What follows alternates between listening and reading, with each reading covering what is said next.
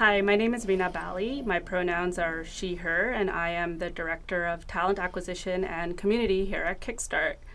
Today, from Kickstart, we have two of our art directors joining us. We have Harj, whose pronouns are he, him. He's a junior art director. And we have Byron, whose pronouns are also he, him, and he is an art director as well. And we're going to be having a conversation with both of them about their journeys into the role, and maybe they can share some tips and tricks with everyone. So to start off, do you both want to talk about how you got into the roles you are in today? Sure, yeah. Byron, do you want to? Yeah.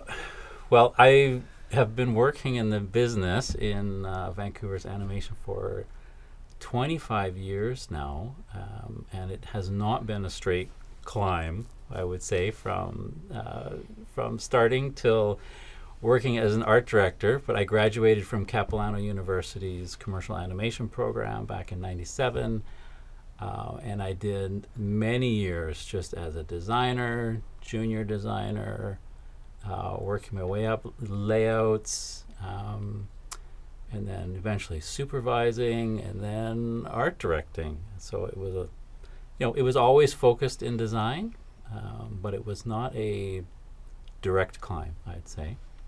There was sometimes you direct, sometimes you design. It's up and down. So, yeah. Wow. Didn't realize it was that long. 25 years. Yeah. It's a hell of a stint. 25 years. Oh my goodness. So I graduated, I did a degree in animation production in 2010. I graduated in the UK. And then it was all traditional sort of 2D animation, but I started learning After Effects during that course. And then when I graduated, that was what was most appealing and sort of lucrative to studios. So I kind of fell more into compositing and motion design and all that kind of stuff. And I worked in kids TV for a bit, and then sort of freelanced around London, working on sort of whoever needed an After Effects person. So it was like music videos, commercials, documentaries, just whatever, just bouncing around, and then continued that in Berlin, and then found my way over to Vancouver, and then that's when I started with Kickstart, again as an After Effects sort of lead. And then in the last couple years, I sort of circled back to the things that kind of got me into animation and art and design in the first place, and the things that sort of are my real passions, like art and design. So I've been developing those sort of core skills more in the last couple of years, and I think that's kind of opened up more opportunities in the sort of the design space outside of like effects and all that kind of stuff.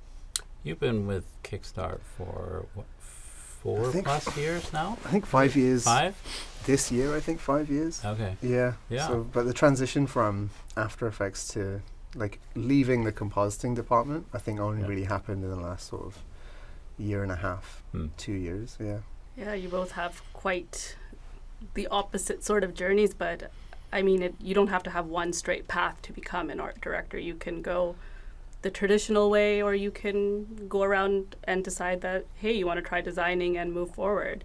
That being said, Byron, since you've been doing this for many, many years, and even since before we got hit with the pandemic, and we've had to evolve to working more hybrid or even more remote, like how do you feel your role as art director has changed, or has it been more challenging, or has it stayed similar?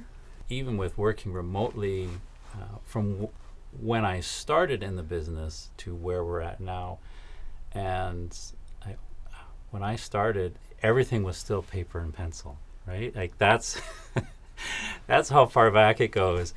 And then they introduced digital, and we were working with Cintiqs, or originally Wacom tablets, and then working in Photoshop, and there was this constant adapting and evolution of the tools we used, but not necessarily the role that we played. And so now that we're working remotely, again, it's this, the tools have changed, the job has stayed the same. How we communicate now is different, and how you know your team or work with your team is different. But for the most part, the core role of art director has stayed the same, but how you relate to your team or how you work with your production staff, that part is different because no one's there in person often, and it's just about getting to know people online or trying to understand people through a little box now, rather than sitting next to you in studio. Yeah, this definitely is an industry that evolves pretty quickly and can pivot pretty fast. And that being said, Harj, like you entered this junior art director role while we're still fairly remote. Mm-hmm. How have you found that? For me, I was kind of trying to leverage a lot of the lessons of watching like yourself and May and sort of other art directors, and trying to figure out like, okay, what are they doing in the studio, and then how can we keep that sort of feeling vibe alive in a remote setting. Mm-hmm. So I think a lot of it was just sort of trying to keep certain things that would happen in person just interpersonally, and try and keep some semblance of that in the digital space, alongside the actual like the role of art directing and all the things that come with that. Was just I think I focused a lot on the interpersonal aspect of it. So for me, things like keeping like a design Slack channel sort of alive and sort of driving that chat with the artists and making sure that they chime in and get to know each other as well, and kind of having that casual space for them to kind of have conversations. And they can pop links in of things that they've been watching online or things that they find inspiring. It doesn't have to be related to the work, so it's just giving the art department a space where they can just hang out with other artists and kind of give them somewhere it's a bit more trying to replicate the vibe that you would get like in person in a studio. So for me, I've been leaning on that and trying to make sure that the art department sort of they all know each other, and they're not just reporting to me and then going off and doing their isolated tasks, and just trying to make sure at least they know who they are and who's doing what, and also a little bit about what they find interesting as artists as well, and where their sensibilities go. So I think that's one of the things that would happen in studio, but that's one of the things that I've been trying to drive sort of digitally as well, just making sure that they all get to hang out. Yeah, I see that in your Slack channel quite a bit. Yeah. In the group Slack channel. Is it every Wednesday? Inspo day. Yeah. Day. People are posting artists that they found that they like, or people that they admire on there, which is really fun to see, and often an eye-opener as to what people's interests are or exposure to a lot of artists that we haven't seen before. Yeah. So I really like it. Yeah. That's my first. It's like honestly one of the highlights of the week when they post, because they have such disparate interests. Yes. And they're so different as people. Yeah. So when they do post the things that they just have been inspired by that week, or the things that they find creatively fascinating, I'm always like blown away. I'm always like, oh, like I just posted some real pedestrian life drawing stuff. And they're like posting these crazy music videos, and they got these art books coming in from shows that I didn't even know existed. And they're so on it with like all these cool little avenues of exploration. Yeah. And I think I really like having that space. But that's from my experience of watching like people like yourself and May create those spaces in person as well, and giving people room to discuss those things in the studio. So I think you touched on a really key point there, Harj. Like, as this industry evolves and as the different departments evolve, how do you keep that experience for the artists or production the same? Like, how do you make sure if someone's in studio or if they're remote that they're not feeling isolated, or that they still have that sense of community? And you've done a pretty good job in keeping that community there. And I think that's one thing that's a little different as art director now. You have to be a bit more mindful of, okay, if I do have people in person, am I also going in there in person, or are we keeping all of the activities and team building more remote? And speaking of artists, how do you, like, I guess this one's more for you, Byron, like, how do you go about kind of defining your team as an art director? Like, who gets to work on props? Who gets to work on characters? Who gets to work on the backgrounds? Right. And that's part of assembling your team. As I've been thinking about these questions this week, I think about baseball, and I got to have a good first baseman. I got to have a good pitcher, and it's like that when you have the opportunity to put together a team for a show. If I know certain roles need to be filled, when I'm looking at portfolios or people who in the studio, and HR will talk to me, is this would this person fit your team? And I can look at my experience from working with them, or just look at their portfolio and go, yeah, I can see a good spot for them, or I can say we could try them here, or sometimes it's just not a good fit. So it is about finding the right person for the right job at the beginning, because when you're just getting the machine rolling, it's really important to have like the best people possible in the key roles, at whether prop designer or background designer. So later on, as productions roll along, sometimes there's opportunity for people to switch up and move around and try different things, and that's fantastic. But when you're just getting things going, you really want your prop designer, you want them to be the best prop designer you can get your hands on at the time. And how's that process been for you, Harj, since this is like the first time you've been kind of working with a team of designers in a different role, like as an art director? Yeah, it's been quite fun. So it's like you said, you have the needs of the production, and you kind of have to weigh those against like how can you get all of those needs met as best as possible with the team that you have, the roster in front of you. And I think like the way I approached it was just kind of vaguely knowing where I would want to put the artists, and then having seen their portfolios and having some notion of where their strengths are, like whether they're 2D people, whether they have a good, like what technical things I had good grasps of. And then for me it was really just led by conversations with them, because I found that often talking to them would be like, oh, well, it looks like you have a lot of like great concept design. What would you ideally like to do on this production? Then you talk to them and they're like, oh, well, on the last project I didn't get a chance to do color keys, and I would love to do color keys, and it's something that they're really excited to do and they're really motivated to do. And then for me, I'm like, okay, cool, so is there opportunity for that person to do that thing? Because I know that oftentimes it's not so much about what they're technically capable of doing. I know as artists, like they're really driven by like their passions and where they're creatively energized to go.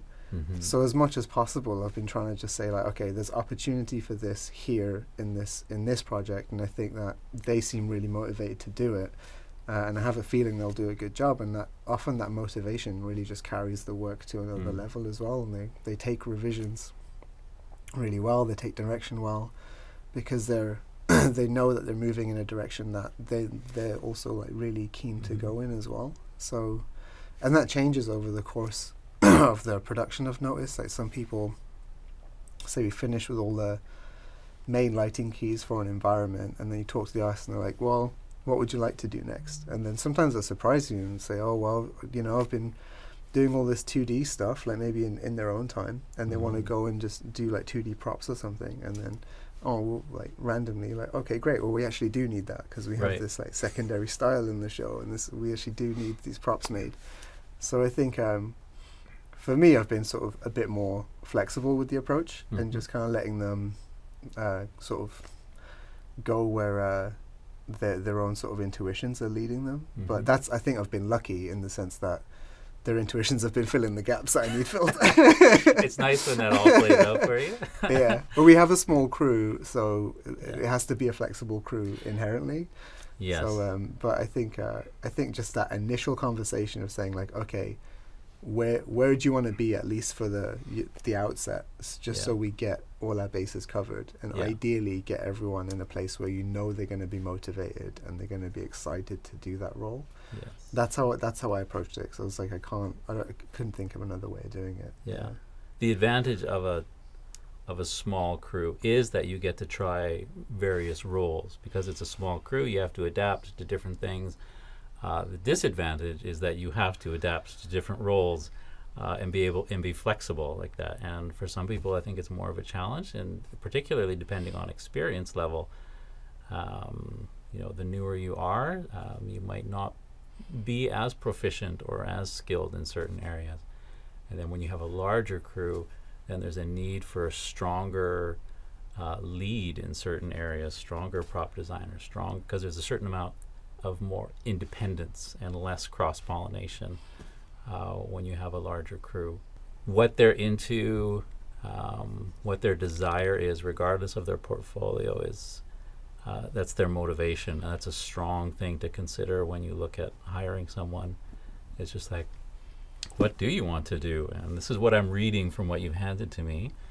But where's your heart at? What kind of stuff do you want to get into? And it might be slightly different.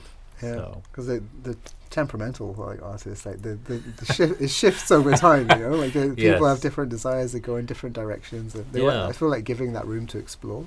Yeah, you can't always guarantee that in a professional space, because obviously client needs, production needs. But if you can give them the room to also do something that they want to explore, that's, I feel like that's always it's just a win for everyone. Yeah. Do you feel like being in these sorts of roles of an art director, do you still get to do a lot of the creative side? Because as a designer, whether you're doing props or characters or backgrounds, you're really in it, and you're drawing, you're coloring, and you're doing what you're passionate about. But as an art director, is what I'm hearing, there's a lot of managing artists and ensuring artists are getting fulfilled in the roles they are in. So how's that been in the art director role? Yeah, and I think even more so now that we're in a more of a remote setting. I feel like a lot of the team building that we would naturally do in person, like camaraderie, working with people side by side, the conversations that go on all day when you're with a team in person. As art director in a remote situation, like Harj was talking about, just being purposeful and connecting and showing ways for people to connect. And now that is, I've totally lost where this was going. We were talking about being in an art director role, and do you still get to do the creative side of it? Okay, because I'm moving on there. And so you spend a lot of time getting everybody in their places. And as an art director, because there is a certain amount of human resources that you do now, on top of just art directing. And the hard part about art directing is there's a certain amount of letting go of getting into the design and having sometimes first crack at it, or sometimes getting to wrap it up, or, and you are overseeing these amazing artists, and you see this incredible work come in, and you're just like, there's a part of me that's like, oh, I really, wish I was doing that, but I'm overseeing it now and watching someone else do that. And so that's a hard part, I think, to the job. There are certain times in production when it allows for it to grab something, to steal something, which is really fun. But a lot of times you are overseeing other people's work, and you do less of that hands-on design. And I think for a lot of people who aspire to be art directors, that's something just to be aware of. There is a certain amount of letting go and management that you need to do. So, yeah. I think I'm living through that right now, actually. Yeah. I was just thinking, there's a couple of After Effects shots I've kind of hoarded for myself. Okay. And the more I look at my workload, and the more I look at the reviews and all the stuff I gotta do, I'm like, maybe I should just hand these off. Right. It's just not. Maybe it's just not something that I need to be doing right now. Yeah. But so that's something that I'm definitely grappling with in real time. Yeah. Yeah.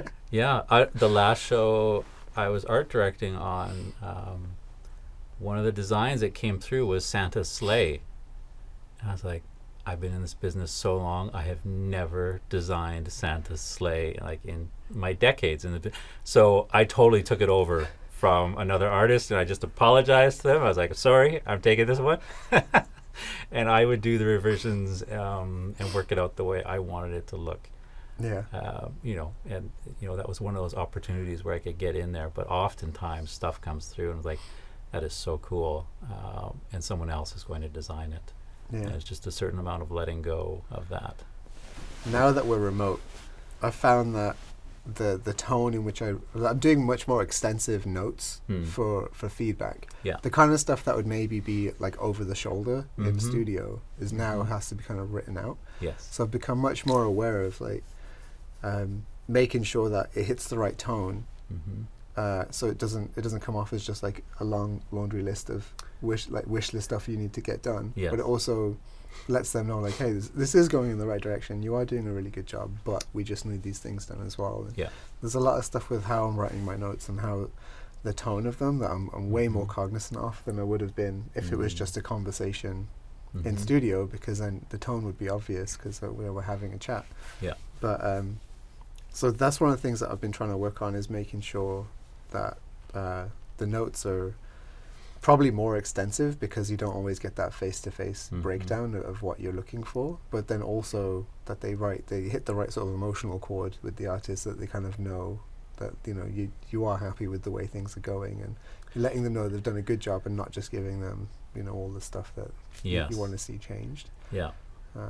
Yeah, because when you've got a list of things to get through in the day, you know, and you're just looking for all the things that need to be changed, you're not always thinking of great work. Like when I see it, I'm like, wow, that looks great, but this needs to change, and this needs to change, and this needs to change. And if we're working remotely, you know, often that aspect of it can be left out, and you do need to be aware of you know, encouraging the artist and letting them know which parts they are hitting, what is working well.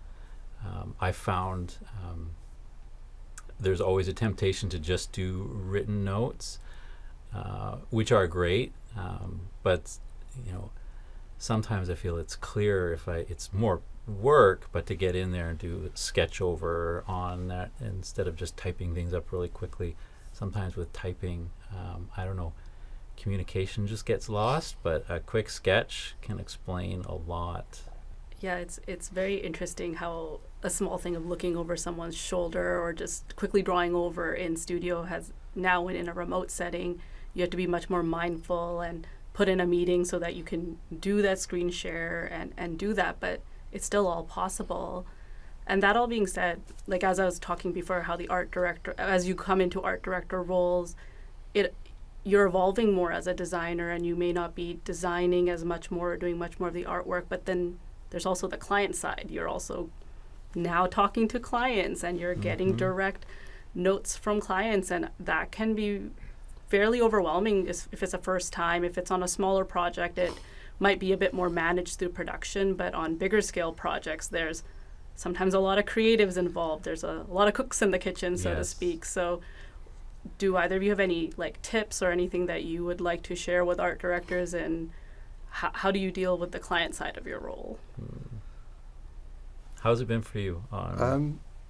Yeah, I mean, I don't generally struggle with that too much. Like something I got used to early on was not putting all of my creative sort of eggs in my professional work basket. So if there's stuff that I want to do creatively and I'm not getting those needs sort of fulfilled with my paid work, I just do them in my own time. So I think getting too emotionally attached to the productions isn't that healthy, I think, for longevity. So I think knowing that client's going to have notes, they're going to be completely legitimate notes, and they're going to deviate away from maybe like your vision or the things that you wanted to do, that's all fine, and that's what we all signed up for, you know. So I think you know, if the project changes a lot, or if client keeps coming back with revisions, and you know, those are things that you have production to help you out and assist and buffer you from, you know. So if there's wider conversations that need to be had with client, they can take care of those, and then you know, you just have to get the product to the client in the best way that you can. But it's their project, you know. It's not for me. So I think I've been I'm pretty sort of realistic about sort of client expectations, and that's kind of a lesson I learned doing, I think, freelancing around, doing a bunch of commercial work in my sort of early years, is that you realize like it's all you're making a product, and you're making a product for the client, and that's the most important thing. Everything else, like getting being able to have artists, roles where they can grow and flourish, all that kind of stuff. You wanna try and nurture those as much as you can. But it's all driven by the fact that this client is here and they chose you and they want you to make this thing because they trust you and they want you to do a good job. And you are all on the same side, and it's important to just not lose track of that and make it about yourself. Yeah, I agree. In the end, the client is paying for it, or they're the one who've hired you, and it is about finding their vision. I think different art directors have different ways of communicating with the client, and some art directors have a stronger view or are more willing to roll with the client's needs, and it's a balance to play. I think one of the things it's taken me a long time is to be comfortable with listening to what the client wants and is asking for, but also injecting my opinion in the feedback and not just rolling with the client, although in the end the client is always right because it's their baby, and it's just kind of getting that confidence up to speak up and say something, and that's taken me a while to develop over my career, and just be feeling more confident with what I am saying, but then also letting it go and just in the end here's my opinion based on my experience, but in the end it is what the client wants. Some clients know exactly what they want, and that's can be fantastic to work with, and other clients are not quite sure what they want, and some art directors are really good at showing the client what they don't know that they want, and just saying, how about this? And this is what I'm thinking. And then the client is like, yeah, that's what I want. And that's fantastic when you can roll that way. Yeah, I think hearing both of your perspectives today on a lot of different things to do with the art director role has been really interesting. And I think the best way to end our talk would be, what is there a tip or tips you'd like to give people who are aspiring to be art directors? Don't. So one of the things that kind of gave me confidence to do the role is because you're dealing with many talented people, and I think, well, you teach, you see the graduates coming out, they're amazing. They're so technically adept, and they're so creative, and they're ready to work, and they have the skills, and so I think for me, that what gave me the confidence to feel like I could lead a team like that of such strong artists with such different skill sets was making sure that I'm always developing myself technically as well outside of the studio. So I'm always sort of trying to further my own art education. I'm always working hard to keep developing the skills that I find interesting, like being a better draftsman, a better painter, like whatever it is, right? But I think always trying to further my own artistic education has given me the confidence to take a team of very talented people and feel confident enough to tell them, like, I want this, I want that, and not feel like who am I to tell these amazingly talented people what to do, So I think for me it was more about getting over my artistic sort of insecurities by just sort of working harder and developing more as an artist. And to me that's what I needed to kind of get me comfortable in the role. But I think that's just based on my own sort of personality and temperament. That's kind of what I needed to get me over that hump of being a bit insecure in the role. I think insecurity, like, people don't talk about it very much, but it plays a lot in the artist's life. And as art director, it's no different. And I remember some of my first roles as art director being completely intimidated by some of the people on my crew because their artwork was so amazing. And I think for myself, one of the big realizations that I had to get comfortable with was, just because I'm art director does not mean I'm the best at everything that is needed for my production. There are amazing draftsmen, there are amazing colorists, people who are really good at color keys, people who are really good at background design, and you can get some fantastic artists in these different roles, and your job as art director is to guide them and to bring them all, hopefully, to speak the same language, so to speak, on the production, and get everyone's artwork working together. And I have my strengths as an individual artist, and I think, like what you said, like always learning, always improving. And one of the things that I've loved to do is when I look forward to working with an artist who might be stronger in an area than I think I am, and learning from them as we work on the show together. And if I see something, why did you make this decision? And I still have to guide them and direct them into the overall look of the show and what the client is looking for. But I get to learn from my own crew at times, which is fantastic. It's a great way to go. Yeah, I think that's why at Kickstart, growing as a team is one of our core values, because it holds really true into all the knickknacks of our productions as well. But thank you, Harj and Byron, for joining in on this conversation today.